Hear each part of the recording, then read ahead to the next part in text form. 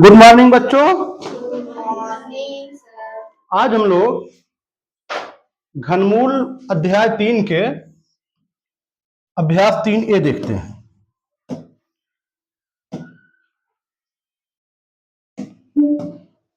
इसमें देखिए पहला क्वेश्चन है, निम्नलिखित संख्याओं के घन ज्ञात कीजिए। जैसे 7 है, 7 के घन को हम लोग कैसे लिखते हैं? इस तरह, 7 की पावर 3। अब इसका 3 बार करेंगे गुणा। 7 सते 49, 49 में फिर 7 का गुणा कर लीजिए। 7 9 63, हाँसी लगा 6 और 7 चौक 28, 28 6 34, 343 हो जाएगा। इसी तरह से 12 है, 12 का क्यूब, ठीक है, 12 का क्यूब करेंगे।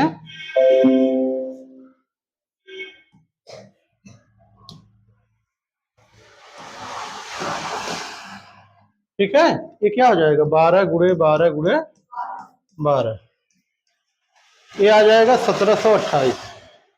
कितना आ जाएगा? ठीक।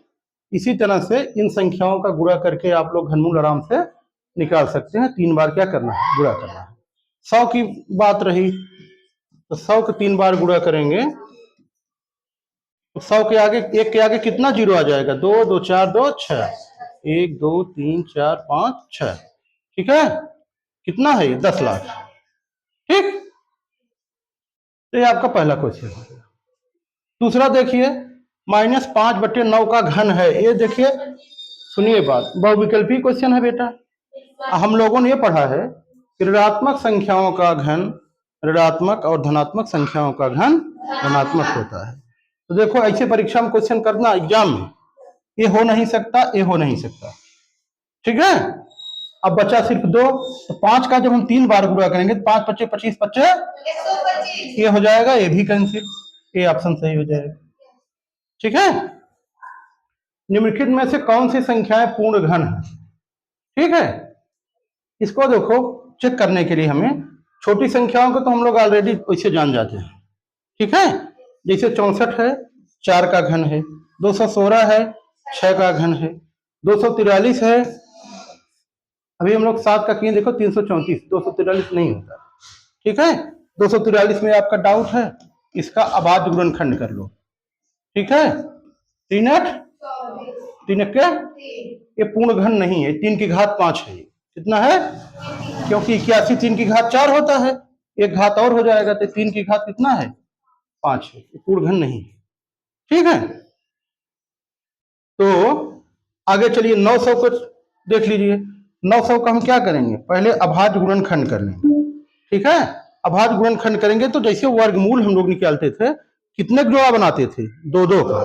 घनमूल में कितने बनाएंगे? 3 3 का। समझ गए बेटा? जैसे 900 है, कितना है? 900। हमने बताया है कि जब जीरो का मतलब होता है 2 गुणे 5, 2 बार जीरो है तो आप 2 गुणे 5 कितनी बार लिख लो? 2 बार, 2 रहेगा, 2 बार 5 रहेगा। अब ये है 9, ये 3 गुणे 3 है। तो देखो, किसी पेयर नहीं बन रहा है, 3 3 का पेयर बन रहा है किसी का? नहीं, ये पूर्ण घन नहीं है। यहां तक हम, ये पूर्ण घन नहीं है, ये भी नहीं है, ये है, ये है। 1728 अभी हम लोगों ने निकाला कि 12 का क्यूब होता है। इसका 12 का क्यूब होता है 1728। ये पूर्ण घन है, ये क्या है? पूर्ण घन संख्या है। अब हमको निकालना है इसका 10 64 80 का, ठीक है।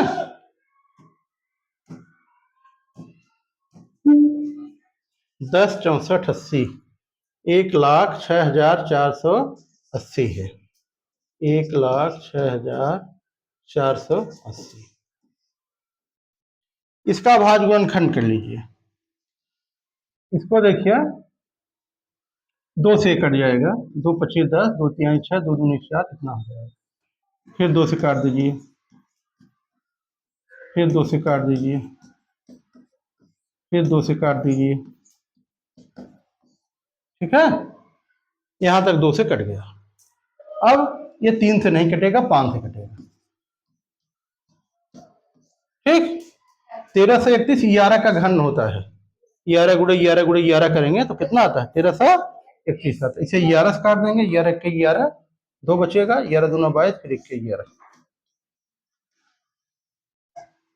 तो देखिए इसका पेयर बन रहा है, इसका बन रहा है, फिर 2 5 का पेयर ही नहीं बन रहा है, ये पूर्ण घन संख्या नहीं होगी।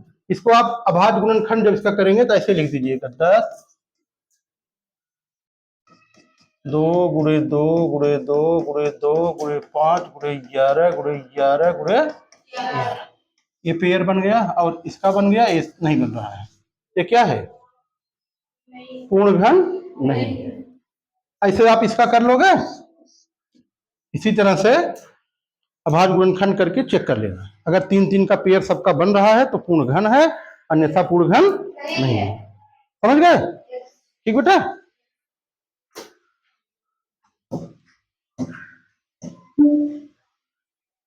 तो इसमें 3 ही क्वेश्चन था।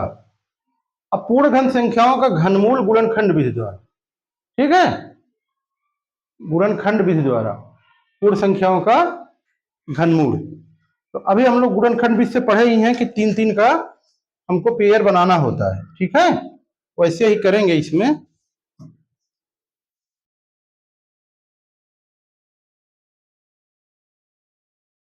ठीक है, इसको थोड़ा घर से देख कर ही कल पढ़ाते हैं, ठीक है।